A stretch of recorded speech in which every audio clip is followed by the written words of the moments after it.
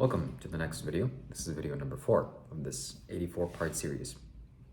This video is going to be necessary for you to watch the link in the comment section below or the description below. I'm going to link a video for you to watch as kind of homework for you to better understand what I'm going to be talking about. The video's title is, that I want you to watch, is I Should Have Listened! Spearfishing Fail by a channel called Adam Freediver. When I first watched this video, I realized that the common misconception or the idea that sharks can smell blood in the water is totally false. It's untrue. I don't know if sharks can even smell, let alone smell blood, and smell blood from miles away, which they cannot. I don't see that.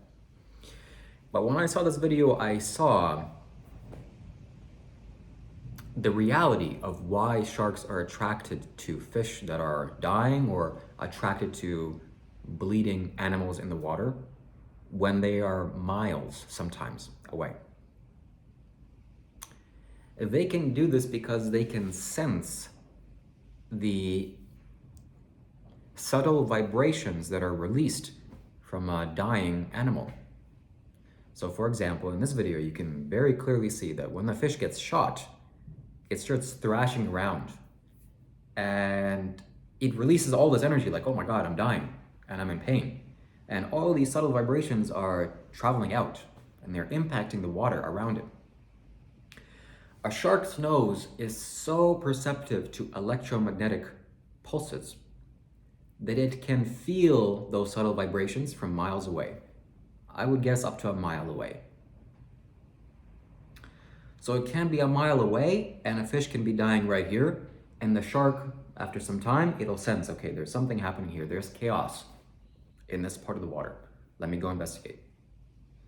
And sure enough, when it gets there, something is happening. You can see this when you watch this video.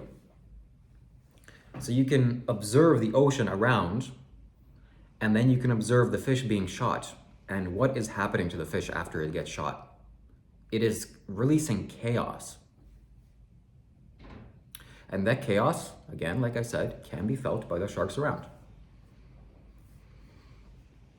A visual representation that you can take home with you is there's a scene in the Justice League movie when Superman gets killed.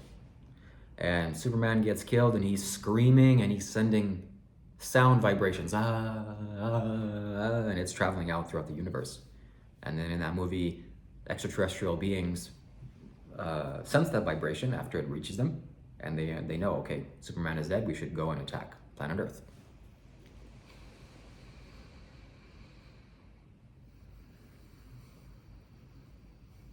So in essence, that is what's happening in the water.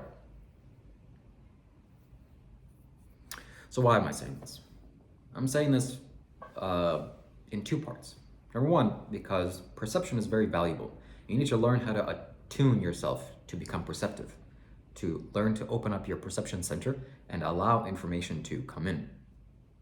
It's very valuable for your life, and you will gain many benefits from this. You'll be able to see and understand many things, not just how sharks are in the water. And number two, something that I've kind of realized is that this is happening outside of the water as well. And it has to do with human beings. So most people live in places that are very close quarters. What I mean is I live in a house and right next door is another house, and then to my right is another house as well, and all around me are houses. And I live in a gigantic city block or a gigantic suburban block of many, many houses. And in each one of these houses, there are at least one or more individuals, human beings, and other animals, of course. So when my neighbor or some person far away on the street is experiencing negative emotions, maybe something happened to him in his life, that energy from his heart is pulsating out. And if you're sensitive, you can feel it and you can pinpoint it. Even if you're not sensitive, even if you're dull as a rock, you will still feel it. You won't know, you won't be able to pinpoint exactly what it is. You'll just kind of feel bad. And maybe you'll think, oh, I need to stop working, oh, I need to work more, oh, I need to drink some alcohol.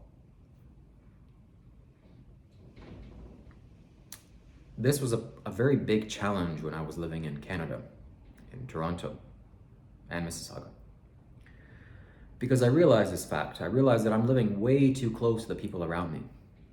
And human beings are not supposed to live this close because of this fact.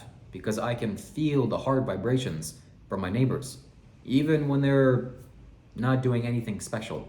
You know, if they're just sitting and watching TV, I can feel that residual energy coming off of them, even when I'm in my own home and there's several walls separating us from them, or me from them. And in the city, I thought that I kind of calculated or estimated that it would take about 12 meters from me to the next person. That's the safest distance. 12 meters, they don't affect me, I don't affect them. However, I'm thankful and pleased to say that that's not an absolute fact, because when I moved here to when I moved to Australia, I'm currently in Australia, in Sydney, Australia, that gets nullified here. Or I should say that the amount of distance that is required for a person to truly influence someone else is significantly less. I would say maybe 2 to 5 meters.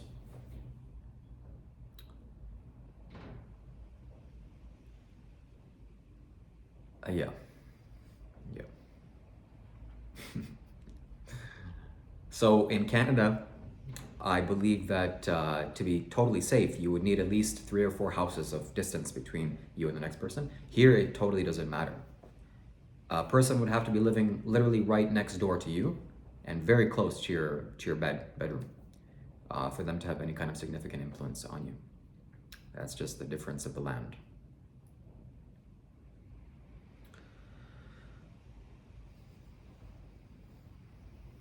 Well, that's just something fun for you to think about. And continue, of course, to develop your perception. Continue to meditate. Continue to do good. And the fruits of life will open up to you. Have a good day.